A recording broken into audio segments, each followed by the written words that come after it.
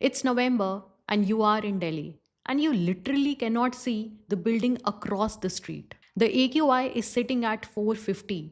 The moment you step outside, your eyes start to burn. Schools are shut, flights are cancelled, and all the news channels are saying just one same statement that Delhi has become a gas chamber. And for those 2 months, everyone panics around. According to Air Quality Life Index, if you live in Delhi, you probably lose 8.2 years of your life. And this is, by the way, just by breathing. You are not smoking, you are not drinking, just by breathing this air. And now, cut to February, AQI drops, sky looks much clearer, much cleaner, and suddenly no one is now panicking. Everyone has just forgotten. And now, if I talk about another city in China, Beijing. Beijing had the same exact situation 10 years ago. Same unbreathable air, same masks, and the smog was so thick that they literally called it apocalypse. But guess what? Today, Beijing's AQI is 16. 16. It's the kind of clean air that Delhi hasn't seen in almost past 20 years. So the real question is, what did China do and why can't we copy them? If you see AQI like a scorecard for the air you breathe in, 0 to 50, it's fresh, it's green, you are fine there. 50 to 100, a little dirty, no big deal. Above 200, it's bad, like really bad, stay inside. Above 400, that's like sitting next to chimney every day, every single day. And you know Delhi in November hits 400, 500 and sometimes even more. So why is India's air so bad? Is it just Delhi? Is it just winters? Or is there some other issue?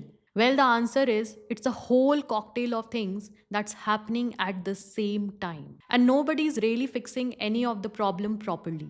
Firstly, as you know, every October and November, farmers in Punjab and Haryana, the states right next to Delhi, they burn their leftover crops on the fields. But why? Because it's the most easiest and cheapest way to clear their land for the next season. And what about all that smoke?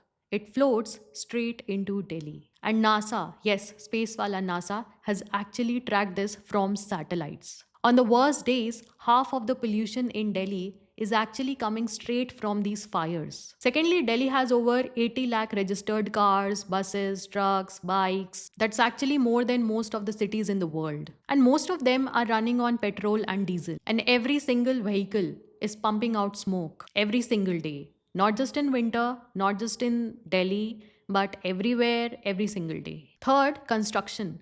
Buildings going up everywhere, and so the dust. Factories are running without proper checks. And every Diwali, lakhs of firecrackers go off in that one single night, even though they are banned. And fourth, weather itself turns into an enemy. In winter, air gets cold, and cold air, it sits low. It actually doesn't let smoke go up and escape. So all the dirty air, it sits, stays, and stays trapped. And that is the reason why Delhi chokes specifically in November and December. And the worst part, India has all rules for all of this. We got committees, we got plans. But when the Supreme Court itself says that these rules have become toothless, meaning they are written on the paper, they are present on the paper, but nobody actually follows them. What does it actually mean? It means that now we know something is seriously wrong.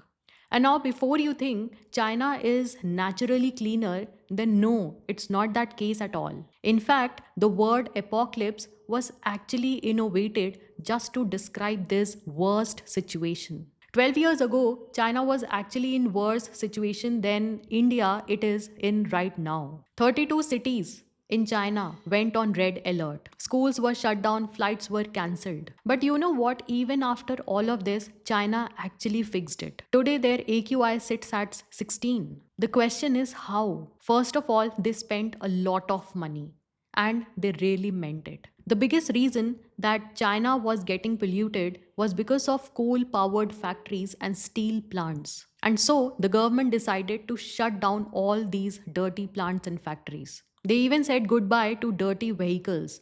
Even the city buses, they were converted to electrical ones. They planted 35 billion trees. The number itself is so big, it's so huge that it's even like hard to imagine. And for this, they spent over 8 crores just to plant those 35 billion trees. They had even put air quality monitors in every city. The question is, what happened after all of this? Well, China's air pollution dropped by 40% in less than 8 years. They went from apocalypse to clear blue skies in less than 1 decade. The serious question is, if China can go from apocalypse condition to clear skies, why India can't simply copy them? To answer this, see, China and India, they work very differently. In China, if government says to do this, which means that this has to be done. It's actually top to bottom, one decision and everyone has to follow. While in India, central government says something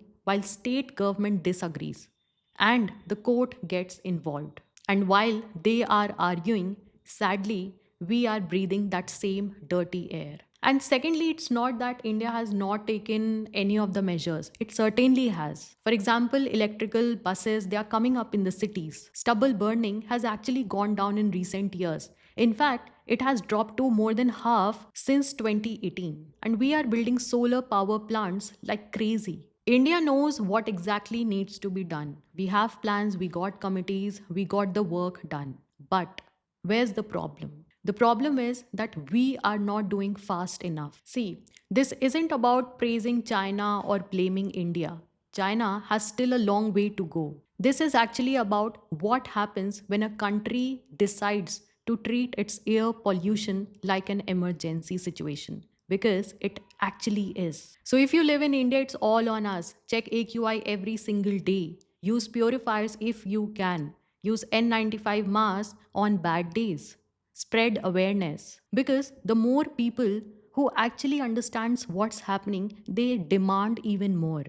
And when they demand more, the faster the things move. Let me know in the comments, what do you think? Will India pull off just like China did, or are we just too late? And that is it for the day. Thanks for watching, and remember, every story has lessons waiting to be discovered. See you in the next video. Subscribe so you don't miss out. Bye bye.